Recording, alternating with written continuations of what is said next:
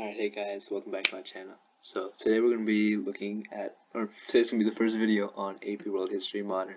So how I'm planning to break this up is between the periods 1200 to 1450s. And just like last time, I'll be covering every single part of the rubric just through one big map of the entire period.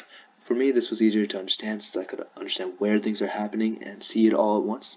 So let's get started and go through every section. Alright, so first we're going to start off with Song China. So in Song China, it was a very at the time it was a golden age, golden dynasty. It was very powerful, many merchants, and they traded along the Silk Roads. Song China was mostly Confucian, and it had heavy military and metal production. It also gained Champa rice, which from the Champa kingdoms south of it, which led to an immense population boost. It had the invention of gunpowder, which it initially used as fireworks, but it then proceeded to turn it into a weapon. Then it also had civil service exams. This is where any man or Chinese man could take these Confucian-based exams and then serve in his government. Finally, they practiced foot binding, where they would bind the feet of girls so they would not grow. This was a sign of elegance, however excruciatingly painful and a horrible thing to do. Finally, they built the Great Canal, which connected two major rivers of China, and allowed for great mobility within the state. Next is Japan. Japan was mostly isolated and interacted mostly with China. However, it was influenced heavily by Chinese ideology, while it tried to remain its own system. It had a feudal system. This feudal system consisted of an emperor, which had no power. It was mostly just a figurehead. Then the shogun, and then the daimyo, land-owning samurai. Remember, the Japanese was a warrior-based culture. And then peasants and artisans who worked the land. Next is the Southeast Asia. So in Southeast Asia there was the Khmer Empire, the Majapahit, the Srivijaya. They were mostly Hindu, Muslim, or Buddhist in these states. The Khmer built the Angkor Wat, which is a famous Hindu structure. The Srivijaya controlled many critical trade routes in the region. So just to show you, this strait right here would be a center for Indian Ocean trade. For any boat to pass through there, they would have to pass through the Srivijaya Empire. Srivijaya Empire took advantage of this spot and actually taxed the ships. This allowed it to become extremely wealthy and expand its empire. Okay, so next is the Vijayagara Empire. So the Vijayagara Empire believes in reincarnation and karma. Basically, your past life determines how your next life will be based on your actions. The caste system is a system that was implemented in the Vijayagara Empire, where at the top were religious figures, and then afterwards kings, and at the bottom were untouchables. These untouchables were treated horribly by society. There was no upward movement within the caste system, so you could not move from upwards through caste in the system. Okay, next let's go to Islam. So the Dar al-Islam. This was actually a fracturing state. It was collapsing and shrinking. However, the religion was going strong. Great merchants spread worldwide with new banking practices. There was also advancements to rocketry and printing to control people and medicine and algebra. They had a house of wisdom. In the house of wisdom was an academic center where they translated research and studied texts and documents. So the Dar Islam, or Islam, spread to India, where they conquested and built the Delhi Sultanate. The Sultanate could not convert many Hindus. Some missionaries called Sufis actually presented an adapted version, which was able to convert many of the lower castes of the Vijayagara Empire. Also, Islam spread to Africa, however, through trade routes. These impacted Western African kingdoms such as Mali and Songhai. Mansa Musa was a famous king of Mali who became very rich off these trade routes. Mansa Musa's famous pilgrimage to Mecca, with his splendor of gold and his entire, paparazzi that was behind him.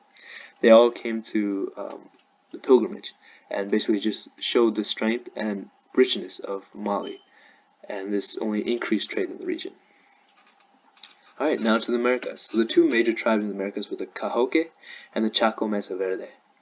And the Cahoque built many mounds, and they had a strict caste system. The Chaco Mesa Verde, they lived in arid and dry areas, and they built homes inside the mountains. The Aztecs and the Mexica, They lived in, well, modern-day Mexico, and they built the capital of Tenochtitlan. This was a beautiful and grand system. They also controlled their conquered areas through a tribute system, where the conquered people would actually have to give goods and resources to the capital in order to stay conquered. Lastly, there was the Incas, which was in South Asia. The Incas set in the Andes Mountains and controlled 2,000 miles of coast. They built extensive networks and roads, and because they lived in a mountainous region, they used terracing to build on mountains. This was actually very similar to Song China, which also used terracing. Mita, which is a public service, was demanded by the conquered people, just like the tribute system was demanded by the people by the Aztecs. Alright, now to Europe. So Europe also had a feudal system of Japan, even though those two systems evolved independently, where a king would be at the top. However, this was very decentralized. There was nobles, and then underneath the nobles were lords. These lords controlled the lands. The manorial system means the lords had their own manors, and the knights would protect these lords and their lands. Finally, serfs were bound to the land and had to work on the land they were born on. Next is the High Middle Ages. In the High Middle Ages, there were strong kings that started to consolidate power. However, they ran into a problem with the Catholic Church, which was also consolidating power. The Catholic Church then launched the Crusades in order to solidify its power. Finally, Marco Polo's travels. He traveled around the world. Actually, he traveled to China and back. But Marco Polo, his documentation and stories of his journey actually spread throughout Europe, influenced much of their want for foreign goods. Finally, the Renaissance was a rebirth of literature and arts, where Europe actually started to, I guess, grow and become more artistically inclined. Okay, so a major trade route during this time was the Silk Roads. The Silk Road connected almost all of Afro-Eurasia. So, as we said earlier, Song China would trade heavily within the Silk Road. The Silk Road, mostly luxury goods were traded. It also boosted the spread of Buddhism. As Buddhism spread, it changed into the Mahayana Buddhism and had different rituals based on where it went. The Silk Road finally, along with the Mongols, allowed and helped the spread of Black Death. The Indian Ocean trade, it was located in the Indian Ocean, and it traded bulk goods such as cotton, ivory, gold, wheat, and spices. It used monsoons the merchants used monsoons to travel throughout the region. It allowed them to time their travels and make it more safely and quickly. Finally, some technology was actually developed to make trade more efficient, such as the compasses, the astrolabe, the lateen sail, and the sternpost. Also, Chinese junks were major ships that would travel these regions. Finally, Islamic people played a big deal in trade in this region. They actually moved across the world, making themselves very rich, but also spreading their religion. Finally, the Swahili city-states were actually produced due to the Indian Ocean trade. These states were on the east coast of Africa, and what they did, and there were independent states that actually lined the coast, and they would trade ivory and gold, making them very, very wealthy based on this. However, they were independent of each other. They were not one big colony or state. Finally, the Trans-Saharan trade route. This Trans-Saharan, of course, traversed the Saharan. It connected North, West, and South Africa.